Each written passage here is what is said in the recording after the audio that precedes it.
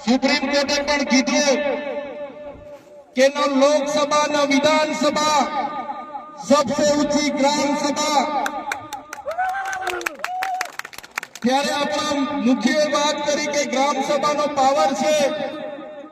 अनुसूची 5 विस्तार में ग्राम सभा की परवानगी लेवी पड़े।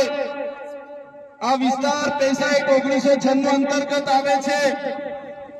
तमारे आ कार्यक्रम करवा माटे, तमारे आ प्रकारनु प्लांटेशन करवा माटे ग्राम सभा ने केम जाण करवामां नथी आवी, गाम लोकोने केम नोटिसो आपवामां नथी आवी, ग्राम सभा की मंजूरी केम लेवामां नथी आवी।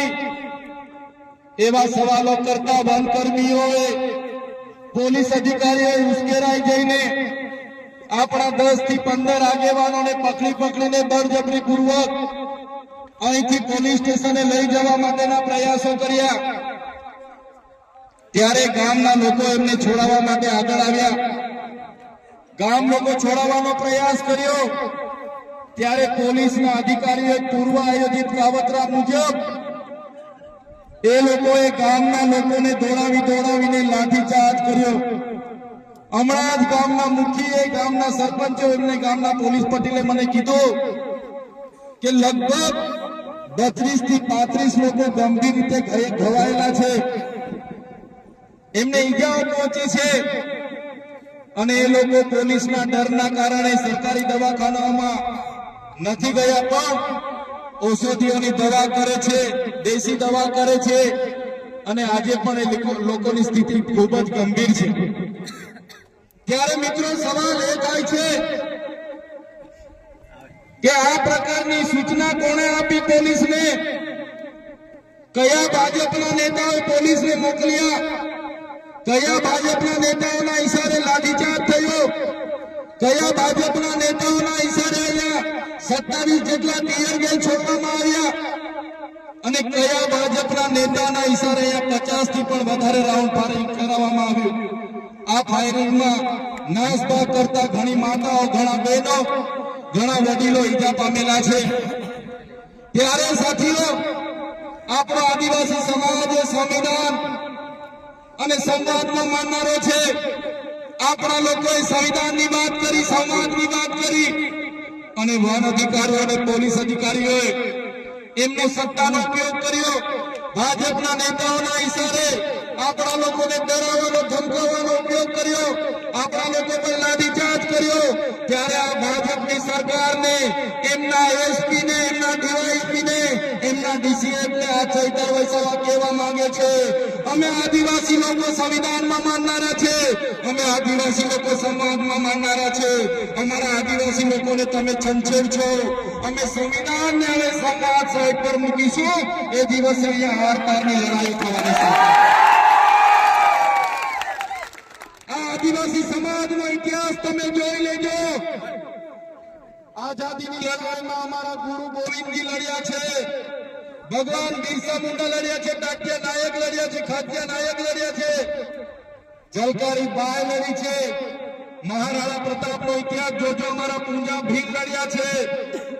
त्यारे आ सरकारोने अमा कहेवा मांगीए छे देशनी आजादीमां पण रूपसिंह नायक जेवा लोकोए अमारा स्वतंत्र राज्यनी स्थापना करी हती। देशना विकासमां पण अमारा आदिवासी समाजे परसेवो आप्यो छे, लोही आप्युं छे।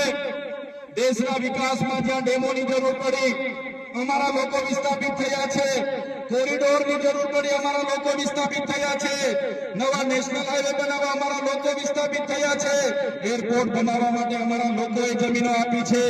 जड़ जंगल अने जमीनो पर રહેનારો અમારો મૂળ માલિક આજે પોતાના સમાજ સાથે, આજે ગામથી, પોતાની સંસ્કૃતિથી, પોતાની પ્રકૃતિથી છીનબીન થઈ ગયો છે। આટલું બધું કર્યા પછી પણ અમારા લોકોને તમે રંજાડવાની વાત કરશો। તે દિવસે અમે તીરકાંઠા નથી ચલાવ્યા, 13 તારીખે અમે ભાલાપાલિયા નથી ચલાવ્યા, પણ અમારી માતા બહેનોને હેરાન કરવામાં આવશે। આવનારા દિવસોમાં તીરકાંઠા પણ ચાલશે ને ભાલા। અમે વિકાસના સાથે અમારે કોઈ નિસ્બત નથી, વિકાસનો અમારે કોઈ વિરોધ નથી, પણ આદિવાસીઓના ભોગે વિકાસની તમે વાત કરો છો એને અમે સંમત નથી।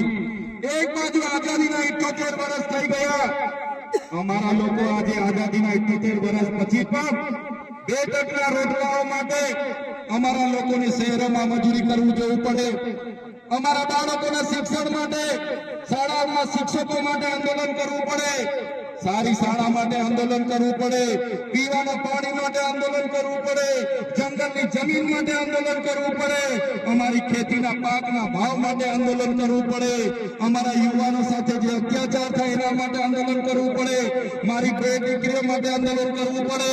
ત્યારે અમે આ સરકારોને કહેવા માંગીએ છીએ, આ તમારી મનુવાદી સરકાર, આ તમારી સામંતશાહી સરકાર, આદિવાસી સમાજ હવે જાગી ગયો છે. સરકારને અમે કહેવા માંગીએ છીએ, હવે અમારો સમાજ લડેંગે જીતેંગે, જિંદાબાદ મુર્દાબાદ. આગે બઢો, હાય સરકાર, હાય હાય. આવેદન નિવેદન હવે અમે કરવા માંગતા નથી.